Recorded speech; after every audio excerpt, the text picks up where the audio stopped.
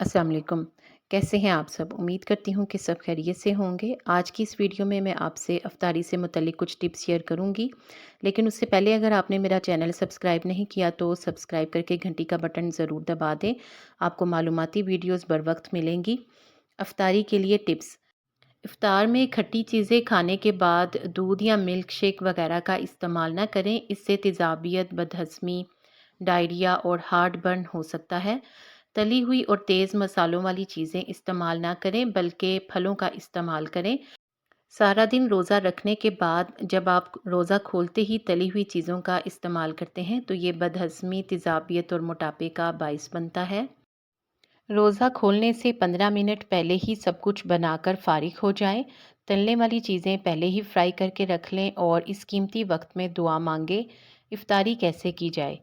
सेहत को बरकरार रखने, बदहज़मी, तेज़ाबियत, कमज़ोरी और सर दर्द से बचने के लिए इफ्तारी का बेहतरीन तरीका ये है। पानी, शरबत या खजूर से रोज़ा खोलकर एक बाउल फ्रूट्स या फ्रूट चाट या क्रीम चाट जो भी बनाया हो वो खाया जाए। इसके बाद नमाज की अदायगी की जाए और नमाज अदा करने के बाद हल्का फुल्का खाना खा लिया जाए। इस तरह सर दर्द या कमज़ोरी नहीं होगी। इस तरह से हाजमे के मसाइल भी नहीं होते। खजूर से रोज़ा क्यों खोलना चाहिए?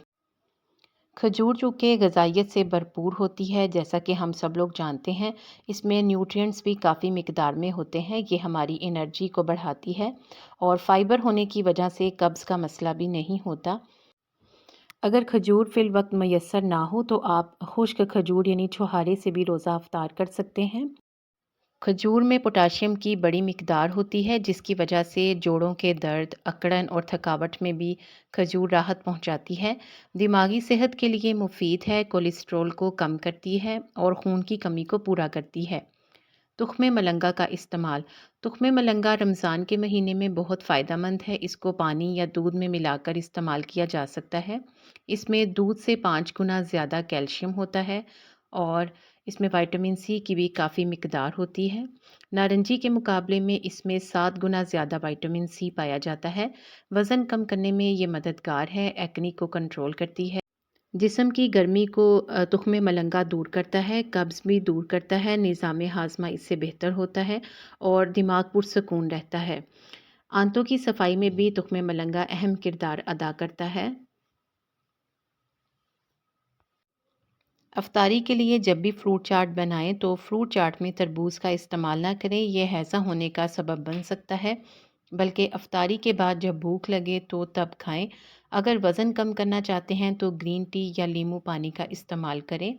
फ्रूट चाट में हरे सेब का इस्तेमाल बहुत फ़ायदेमंद है। अफ्तारी से लेकर अगली सहरी तक कम से कम 6 गिलास पानी पिएं। उम्मीद है कि ये टिप्स आपको पसंद आई होंगी। वीडियो को लाइक कर दें और मज़ीद अच्छी टिप्स को जानने के लिए चैनल को सब्सक्राइब करके घंटी का बटन ज़रूर प्रेस कर दें। आप सबके ताउन का बहुत शुक्रिया। जज़ाकल्लाह।